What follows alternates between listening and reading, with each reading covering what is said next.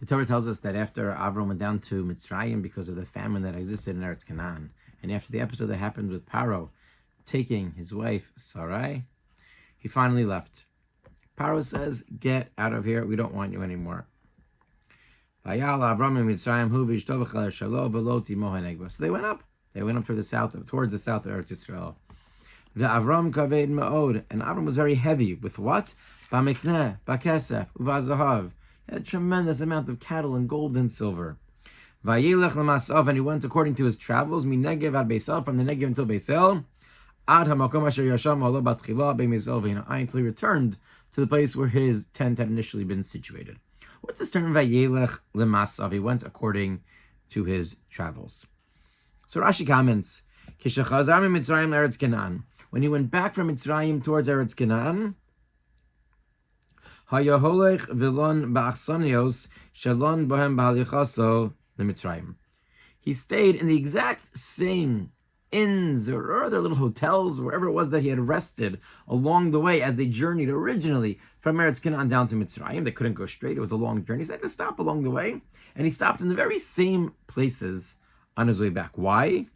Limducha derech eretz, to teach you the proper way. Shalishana adam me'achsanya shalom. That a person should not change from the place where he normally resides, where he normally, not resides, but where he normally would take up residence when on a trip, the normal hotel, the normal stop. It could be something which is offensive. Somebody's going to say, why you're not staying there over there? It could look at negatively upon the person. Hakaras hatov, the person did something for me the way down, and I'm going to keep and to continue to show them hakaras hatov. That's what Rashi quotes from the Gemara in Maseches Arachin. Davar acher, but then Rashi has a second shot. What's the second shot? Rashi quotes from Bereshis Rabbah. B'chazaraso para hakafosav. On the way back, he paid back all of the loans, all of the credit that he had taken out. Meaning, Avram came and he didn't have so much money initially. And he had to travel down. So along the way, he had to take credit. He had to say, I'm going to pay you. He had a tab at these different inns and these different places along the way. And he needed to pay back. So on his way back, after he had now had all of this money, he made sure to pay back all that he had borrowed. So someone asked me, why is that so important? Why does that have to be something that the Torah has to teach you? What is the lesson that the Torah has to teach us? Again, according to the first pshat, so the lesson is derech eretz, stay in the same place. That I understand. There's a lesson there.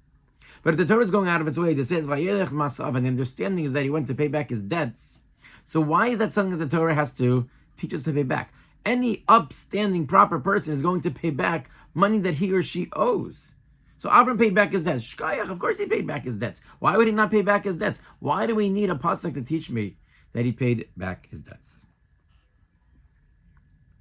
So perhaps the idea is as follows. Paying back debts is something which is not so simple.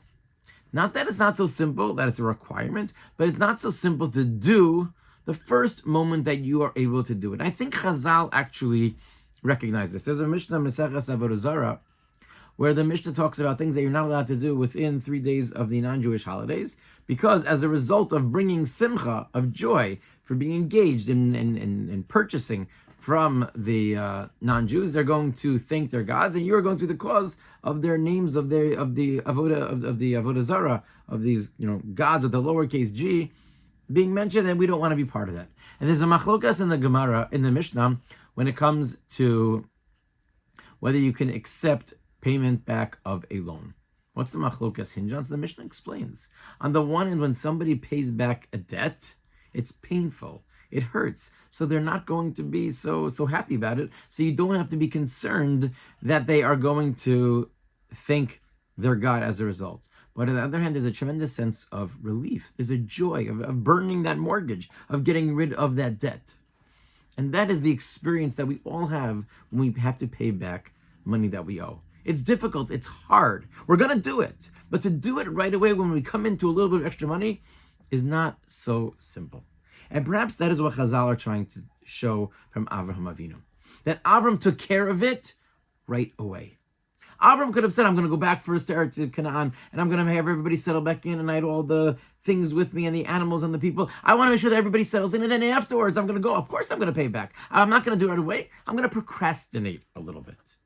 And that is what Chazal are trying to teach here, is that we cannot procrastinate.